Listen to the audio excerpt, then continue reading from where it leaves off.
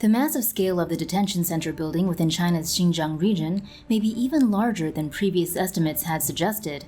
Here's what you need to know. China has built the capacity to simultaneously imprison at least 1.01 million people in Xinjiang, according to Buzzfeed News analysis. This may suggest previous estimates of around 1 million Uyghur and other ethnic minority Muslims being detained over the last 5 years are too low. 347 facilities have been identified as being built since 2016, and as of April 2021, these facilities covered an area of more than 206 million square feet, or around 19.2 million square meters, enough to cover a third of Manhattan. Within the facilities, government documents from 2010 and 2013 indicate cells are designed to hold between 8 and 16 people, allowing between 5 and 7 square meters per person. Those specifications, combined with the total area allocated for detention centers, are how the estimated capacity of more than 1 million people was arrived at.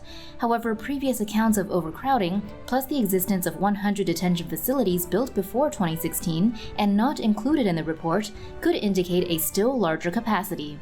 According to the Buzzfeed News report, the coordinated campaign to imprison Muslims in Xinjiang began in 2016, initially with schools, hospitals, and other public buildings repurposed to become detention centers. This process solidified into something more sophisticated in the following years as more and more purpose-built facilities were constructed, peaking between 2017 and 2019. As of April 2021, Buzzfeed News estimates this amount of detention space provides the capacity to imprison 1 in 25 of the population of Xinjiang, a relative detention capacity 7 times higher than that of the United States, the country with the highest official prison population in the world. The lives of detainees are full of oppressive practices, according to accounts by 3 men detained in 2017. Detainees must jump out of bed immediately following a wake-up call. They must sing patriotic songs before meals. They must spend up to 23 hours a day inside their cells, and when they walk in corridors, they must walk between sets of yellow lines. The detainees were given hardly any justification for their imprisonment, but they told Buzzfeed they spent about 1 hour a day studying Mandarin Chinese and Communist Party dogma, despite the fact all 3 already spoke fluent Mandarin. Alongside these and many other restrictive practices, Buzzfeed News also details widespread claims of forced labor within the centers. Former detainees told Buzzfeed they were never given a choice about working and were either paid nothing at all or very little. "I felt like I was in hell," one said. Within this relentless system of control, the smallest transgressions, such as speaking native languages, can result in violent punishment. One man detailed being forced to face a window and threatened before eventually being struck by an electric baton. These authoritarian methods of control extend beyond the borders of the centers into the rest of the Xinjiang region. Amid a system of mass surveillance, checkpoints checking ID cards of Uyghurs were introduced, according to one witness who spoke to Buzzfeed. In 2018, Buzzfeed reports that a mosque in one area had its dome and minarets removed. Around the same time, one ethnic Kazakh woman described how every house was searched. They were looking for things connected to the Islamic religion, like the Holy Quran, even things with Arabic writing. According to the BBC, China says this crackdown on Muslims in Xinjiang is necessary to prevent terrorism and drive Islamist extremism out of the area. It claims the centers it has built are an effective tool for re-educating detainees in a battle against terrorism, and it insists that Uyghur Muslim militants are leading a violent campaign for an independent state via bomb plots, sabotage, and other forms of civic unrest. However, there is little evidence of any kind of well-coordinated terrorist organization within the region, according to a comprehensive analysis contained within the book Global China, assessing China's growing role in the world. Xinjiang has been the subject of Central Asian geopolitical struggle for millennia, according to the authors of the chapter on oppression in the region. However, there have been just 4 clear-cut incidents of premeditated Uyghur political violence against civilians since the 1990s. A vehicular attack and self-immolation in Beijing in October of 2013, a mass knifing at the Kunming railway station in March of 2014, a knife and bomb attack at the Urumqi train station in April of 2014, and a vehicular and explosives attack on an Urumqi market in May of 2014. These attacks, it explains, do not fit China's broad characterization of the region as a hotbed of religious extremism. Broader dissatisfaction and unrest from within the Uyghur minority population has indeed sporadically erupted into violence against police and official targets, according to the analysis in that chapter. However, the crisis, which has been labeled ethnocide, cultural genocide, or even genocide, should be understood not as counterterrorism, but as the convergence and culmination of failed development policies, increasingly aggressive assimilationist policies, and the cycle of repression-resistance-repression that has played out in Xinjiang since the 1990s, the chapter explains. In short, the Chinese Communist Party has pushed for decades to force deeper cultural and economic assimilation in the region, where it has hoped for the country's Han majority ethnic group to take hold, and there has been some pushback against this, including political moves for greater independence, but there is no grand, religion-infused terrorist scheme to justify mass killings and imprisonment. As such, one expert on the situation, Professor Drew Gladney, summarized the situation as a political clampdown rather than an issue of religious terrorism.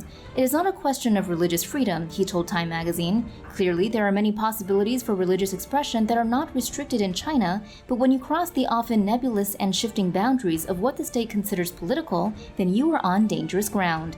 Compellingly, the religious counterterrorism justification may actually have been substantially bolstered in the early 2000s by the U.S., according to the aforementioned chapter in Global China, Assessing China's Growing Role in the World. In an apparent bid to court PRC support for a United Nations resolution justifying the U.S. invasion of Iraq, it says, the United States in 2002 problematically designated the East Turkestan Islamic Movement an international terrorist organization, a move that we and other analysts think was incorrect based on the facts. The chapter explains that the East Turkestan Islamic Movement was a group that sought an independent Xinjiang, but effectively ceased to exist in 2003. After it was formalized by the US and UN, the false notion took root that East Turkestan Islamic Movement was a substantial, organized international group responsible for violent acts in Xinjiang. Subsequently, the idea of Uyghur terrorism became a constant drumbeat within China and useful cover for authoritarian assimilation efforts. Here is how those efforts have now been found to match the UN definition of genocide. On March 22nd, the United States, alongside the UK, the EU, and Canada, announced sanctions on Chinese officials they say are involved in the mass internment of Uyghur Muslims in Xinjiang province. In a statement, U.S. Secretary of State Antony Blinken said the sanctions were in response to genocide and crimes against humanity in Xinjiang. Those words came just days after an independent report by the New Lines Institute for Strategy and Policy declared that every act prohibited in Article 2 of the United Nations Genocide Convention had been breached in Xinjiang. The convention defines genocide as any of the following acts committed with intent to destroy, in whole or in part, a national, ethnical, racial, or religious group, killing members of the group, causing serious bodily or mental harm to members of the group, deliberately inflicting on the group conditions of life calculated to bring about its physical destruction in whole or in part, imposing measures intended to prevent births within the group, and forcibly transferring children of the group to another group. The report details allegations that, as well as mass deaths, Uyghur Muslims have been subjected to systematic torture and cruel, inhumane, and degrading treatment, including rape, sexual abuse, and public humiliation, both inside and outside a network of detention camps across Xinjiang. The U.S.'s sanctions target Wang Junzheng, secretary of the Party Committee of the Xinjiang Production and Construction Corps, and Chen Mingguo, director of the Xinjiang Public Security Bureau. Under the Global Magnitsky Act, assets they have in the U.S. are frozen and Americans cannot do business with them. EU and British sanctions targeted two further officials, Zhu Hailun, the former secretary of the Political Affairs Committee of Xinjiang, and Wang Mingshan, a secretary to the Xinjiang Autonomous Region Political Committee. U.S. Secretary of State Antony Blinken emphasized that these sanctions demonstrate our ongoing commitment to working multilaterally to advance respect for human rights. China has already retaliated with sanctions of its own on UK and EU officials. According to the BBC, China's Foreign Minister Wang Yi added that powerful countries should not wantonly meddle in others' internal affairs according to their own standards, or use the banner of democracy and human rights to build their power.